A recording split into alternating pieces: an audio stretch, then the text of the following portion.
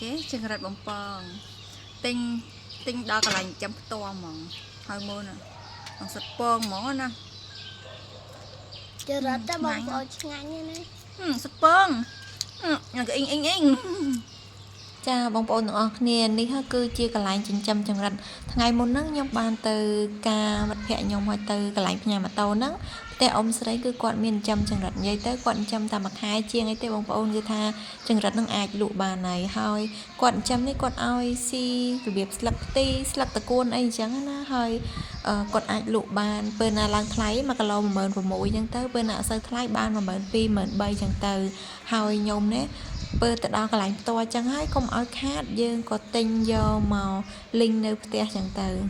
ហើយចង្រិតនេះបងប្អូនទោះបីជាគាត់ចិញ្ចឹមក៏ដោយប៉ុន្តែពេលយើងមកហូបគឺថាមានជាតិដូចចង្រិតស្រែអញ្ចឹង sạch bông mỏ nè Chờ rớt ra bông bông ngắn như này sạch bông là cái in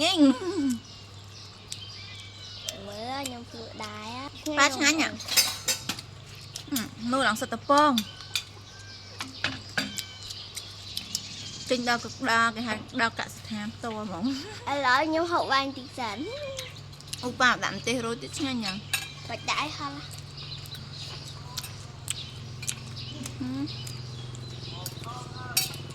super mà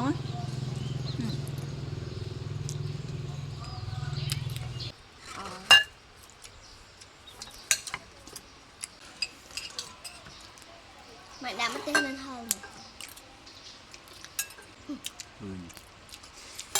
để mình tắt pha ngược là người prắc nó đây là cái mặt này